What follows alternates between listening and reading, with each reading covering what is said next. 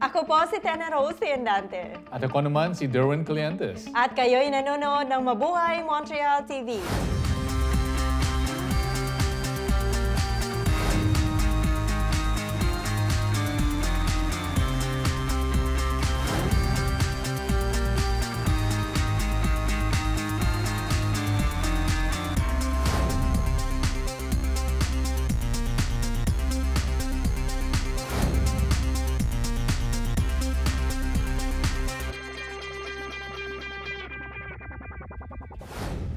Welcome back to MMTV. Mike Bustos came to Montreal to do a show. Let's watch Hayden, who had a chance to get an exclusive interview with him. I have a dream that one day Filipinos everywhere will take over the world. But in order for that to happen, we must remember the Filipino way. And that is why I am here. I am Super Pinoy Boy.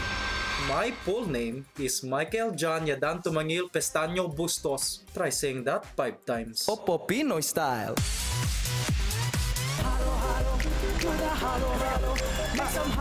I got my balikbayan box. So pull up imported products. I don't know what it is. Hey everyone, I'm Hayden Whiting and I'm sitting here with Micky Bustos. How you doing, Micky? I'm doing okay. Yeah, bienvenue à Montréal. Oh, merci beaucoup. You're originally from Toronto, but you actually lived in Montreal for a while. That's correct. I was born and raised in Toronto, but I did move here in 2007 and spent 3 years here, and it just was totally amazing. Love being back here in Montreal. You're known for being a multidisciplinary artist. I suppose. Yeah, I mean, it's impossible to fit you into one category. I mean, you sing, you do radio, you do comedy. Did you ever imagine that all of this could be happening right now when you first started out? Well, you know, I kind of had no plan. I just knew what I liked. And I've kind of made it a life mission to just do things that I like and just run with it. And that's what I've done. And singing has been a passion of mine, so I've pursued that, and that's really flourished. And then the comedy is kind of something new that I've discovered, and I learned I liked it, so I just kind of ran with it too on YouTube. So I did that. It's very natural for you though to do that, to mix kind of both together, the comedy and the singing. And well, it's really funny because most people expect me to be a big comedian, even in person, but I'm quite serious, mostly. So the comedy just kind of was this Pinoy boy character that just came out of nowhere and that just manifested somehow, and you know, I suppose everything I do are little facets of my personality that were buried and are now kind of manifested into the world. Most people know you, of course, from your experience on Canadian Idol and the singing career that followed after that. But for some people like me, actually, discovered you on YouTube, thanks to a video called the Filipino Accent Tutorial. Awesome. The first thing to know is there are no F sounds. Palo, flip, pak, Filipino, Philippines, family, snowflake. No B sounds. Victory, ban, bibo, living la vida loca, golden retriever. It was really amazing when I created that video. It was kind of just out of the blue. Again, this was before my whole comedy thing. Right. You know, and I just wanted to upload a video to make some of my friends laugh. Didn't think anyone would watch it. But as soon as it went viral, it really just changed my life and changed the direction of my life. And that opened a whole new chapter and art form that I was able to, I guess, access and kind of use as my form of expression. So as an artist, it really is a cool thing to have the comedy, to have the music, which is the serious stuff, and even the video making itself is kind of another art form, and now bringing it to the stage. So it's really fun to be able to express yourself artistically through different platforms. You're making songs now. You're even covering stuff. Yeah. And using that as it's kind of a platform. Even the technical part of it, you know, Avicii's Wake Me Up. That's right, yeah. Yeah, that was a kind of a cool thing. I mean, most people knew me because of YouTube. as just a comedian. And so when the Avicii video, the a cappella video I did, went viral and it made it to the Today Show and Good Morning America, that to me was a relief because it kind of was my first introduction to the world, besides Canadians, of course, that I'm a singer too. So wake me up when it's all over, when I'm wiser and I'm older.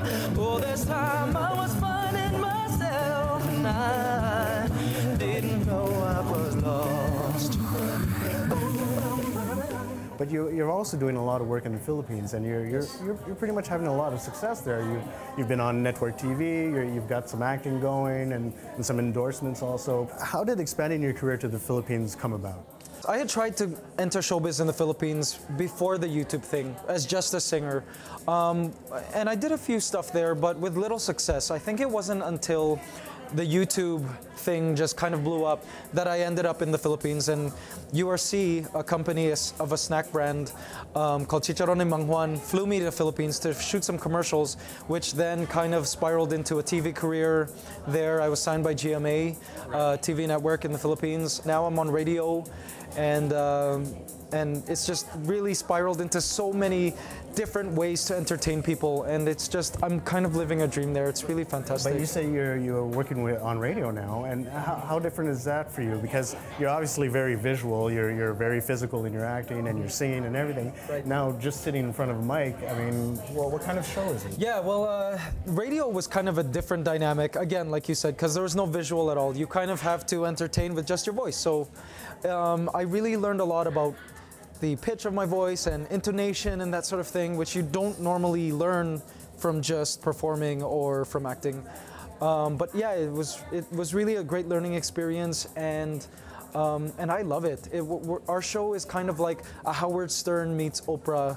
We're a discussion show, and callers call in the morning. It starts from 6 a.m. to 9 a.m. And there are three of us. It's myself, Sam O, a co-host of mine, and another co-host, DJ Mo Twister, who is the most, I guess, controversial, one of the most controversial people in the Philippines right now. Oh, He's really? always in the news. Maybe we can listen to that somewhere on the internet, or is it Yeah, just, yeah, people can tune in actually from here by logging on to magic899.fm. Now, spending so much time working and living in the Philippines, have there ever been moments where you're reminded of your Canadian roots?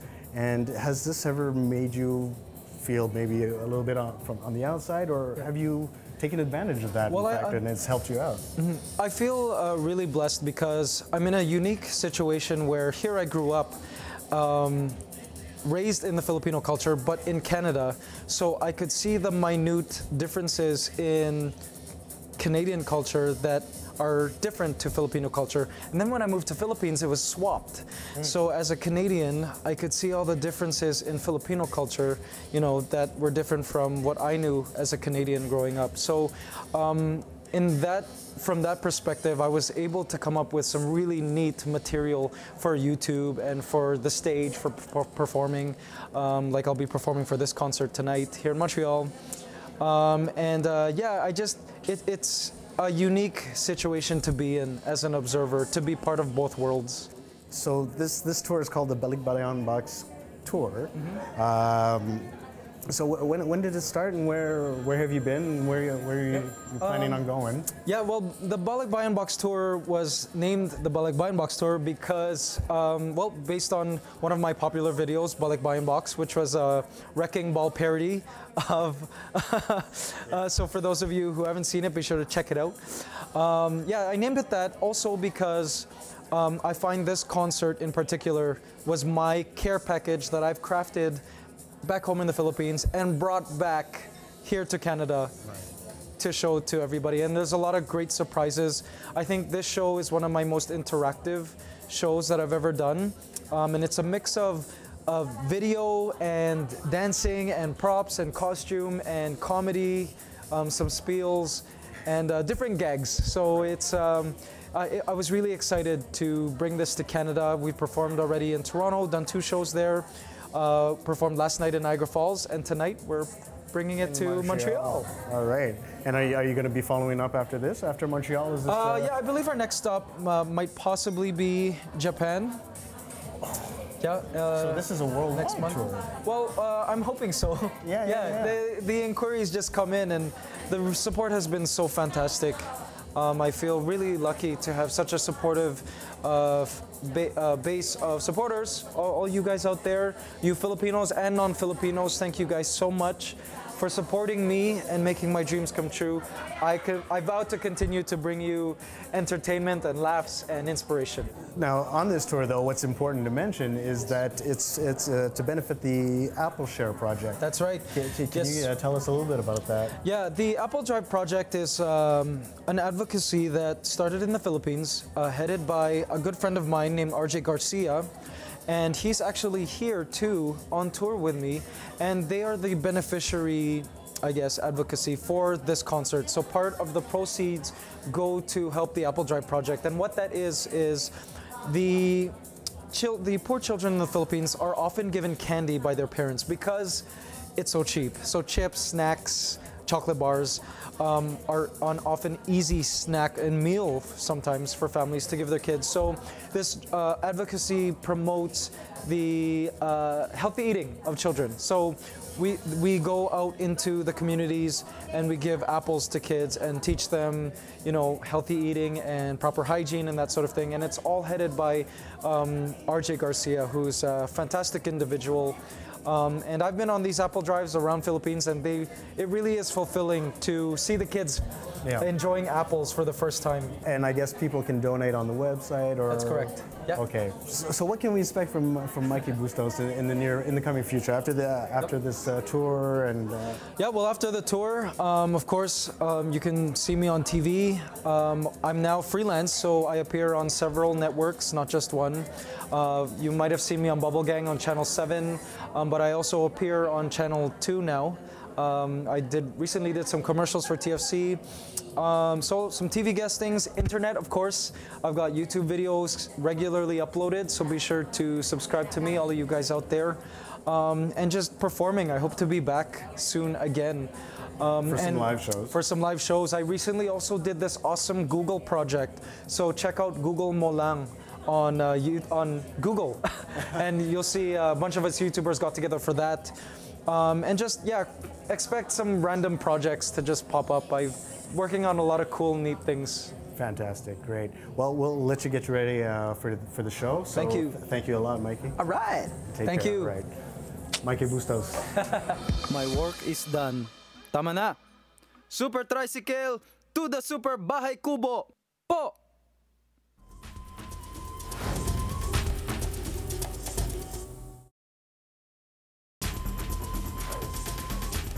Good evening. Magandang gabi sa inyong lahat. Ito po ay si Zenaida Kharroubi, reporting from the Minister's Regional Office in Montreal. Tonight, we have an exclusive interview with Minister of Employment and Social Development, the Honorable Jason Kenney. Good evening, Sir Kenney. Salamat po. Great to be here. I'm very happy to see you and have this chance to talk to you. Mr. Kenney, can you please explain to us your function as the Minister of Employment and Social Development?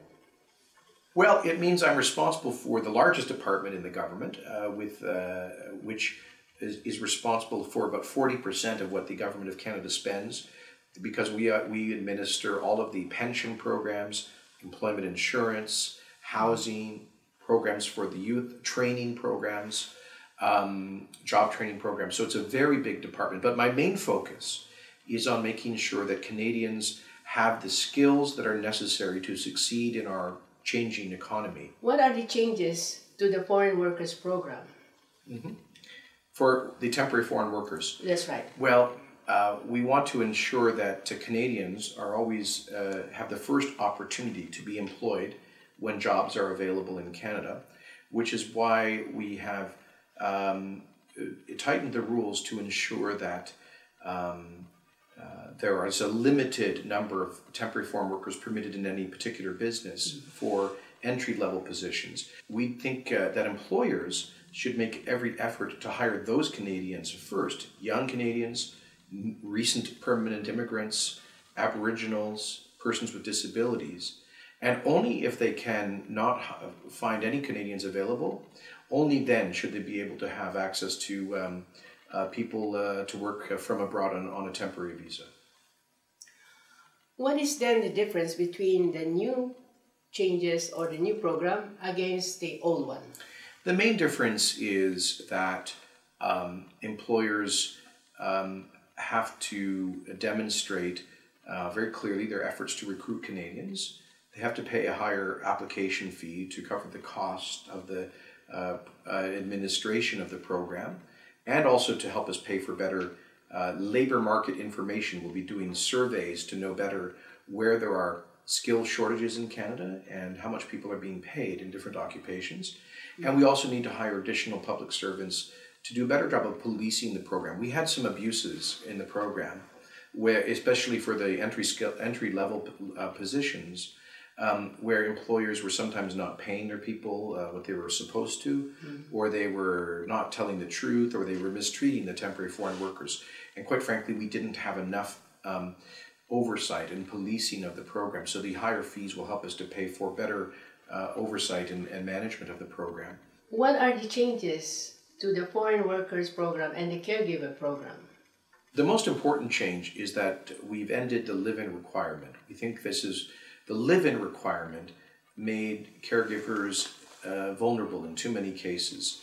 Having said that, we will continue to have access to permanent residency for caregivers. If they come on their temporary work permit, they can then apply either for permanent residency as a child caregiver, or if they have a higher level of training and certification and they work with seniors in care, they can access another permanent residency visa, or they could also actually come to Canada as caregivers with permanent residency if they qualify through the new Express Entry program. So, and one last point I want to make. All of the caregivers who are in the current system that arrived before last month, I think it's before November 21st, all of those caregivers will be allowed to obtain permanent residency based on the old program. We're more than doubling the number of caregivers and family members who will be granted permanent residency in 2015 and again in 2016. This essentially means that the people who have been waiting for 4, 5, 6 years will now be getting permanent residency in 1 or 2 years. How does the new law affect the family reunification program? We're doing away with the backlog. We're providing for faster permanent residency. This means that caregivers who qualify for the new permanent residency part of the program will be getting their applications approved in 6 months or less, as opposed to 3 or 4 or 5 years. This is much better from a family reunification point of view. There are criticisms to this program. How would you respond to them? Well, the main criticism comes from some people who I think are totally unrealistic, who say that all the caregivers should immediately get permanent residency in Canada. I think this request of immediate permanent residency simply is not realistic. It doesn't exist anywhere else in the world. What we want to do is to say, if a caregiver comes here on a work permit and they qualify subsequently for permanent residency, they'll get that permanent residency within a matter of months, and their families will come here, and they will not have to be at risk of exploitation by living in someone else's house. I think this is a massive improvement. And by the way, can I just say, since your audience are Canadians of Filipino origin, how proud we are that Philippines has become the #1 source country of immigration to Canada in the past few years. With the huge increase in permanent residency admissions for caregivers in 2015 and 16, I estimate that we will be receiving over 40, perhaps as many as 50,000 permanent residents from Philippines in 2015 and 2016. We think that's great for Canada, and that's a great opportunity for those Pinoys who have made Canada their new home.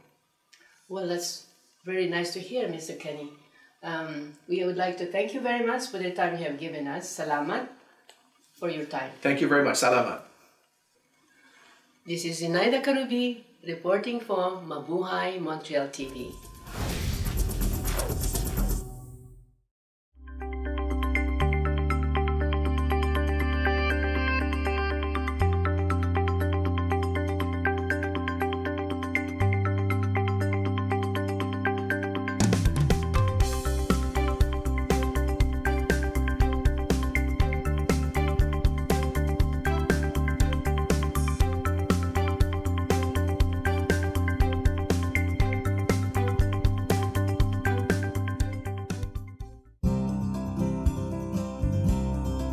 Montreal's best tutoring center and summer camp, the Valley-Kit Academy, grades K to Cégep, corner Van Horn and Victoria. 514-507-8880. The Valley-Kit Academy, Montreal's best tutoring center and summer camp.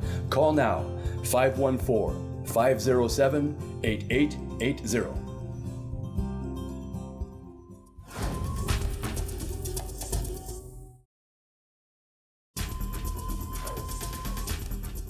Welcome back to MMTV.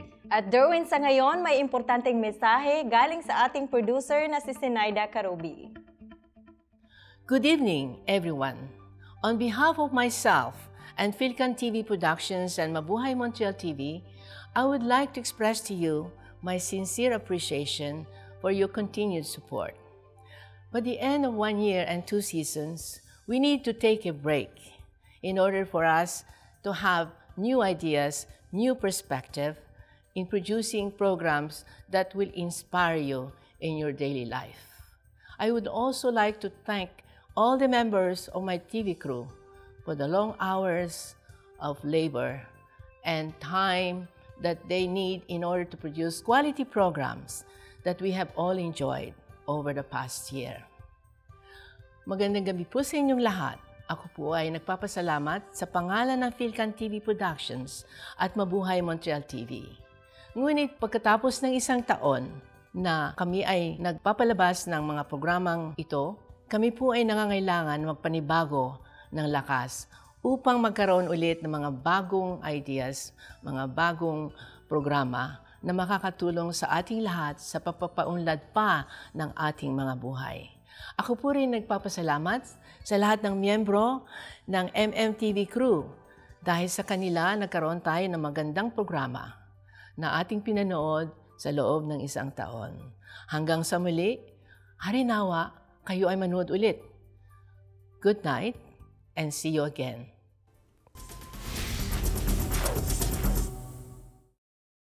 Magandang gabi sa inyong lahat. Ako po si Nida Kirapas, Presidente ng Filipino Association of Montreal. Sa ating mga kababayan dito sa Montreal, Quebec, Canada at sa Pilipinas, sana'y pagpalain kayo ng ating Panginoon ang masaganang Kapaskuhan at manibagong-bagong taon. Sana'y magkaroon ng kapayapaan at pagkakaisa sa buong mundo. Maligayang Pasko po sa inyong lahat.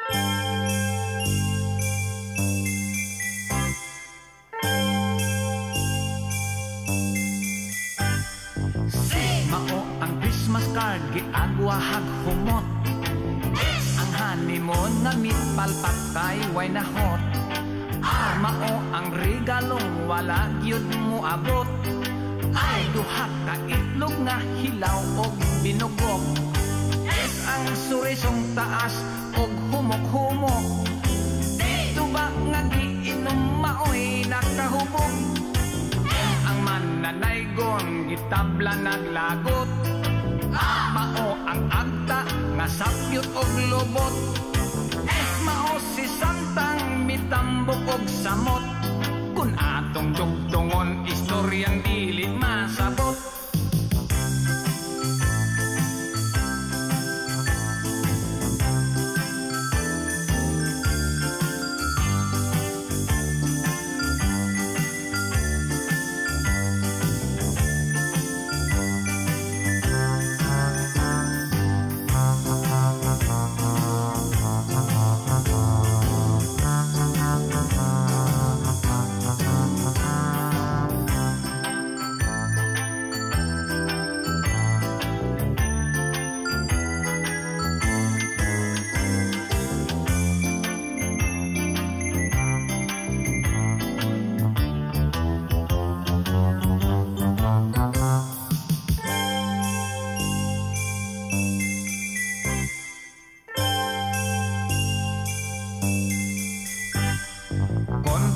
Malipay ang mga batang gagmay, mga lipay sab ang atong tatay ug nanay. Magbuhat og Christmas tree, magluto, maghikay, may mga parol, dekorasyon ipamitay. Awit sa panaygon, bisan asang balay, ang shopping center maghuot, mag-inilugay.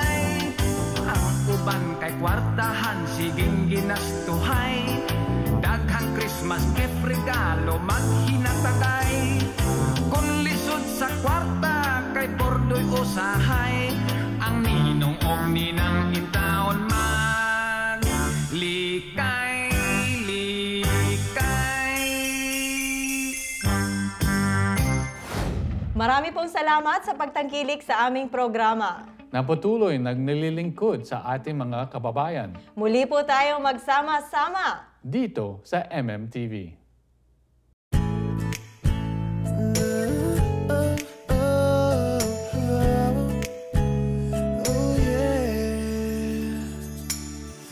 Minsan sa buhay ay nadarama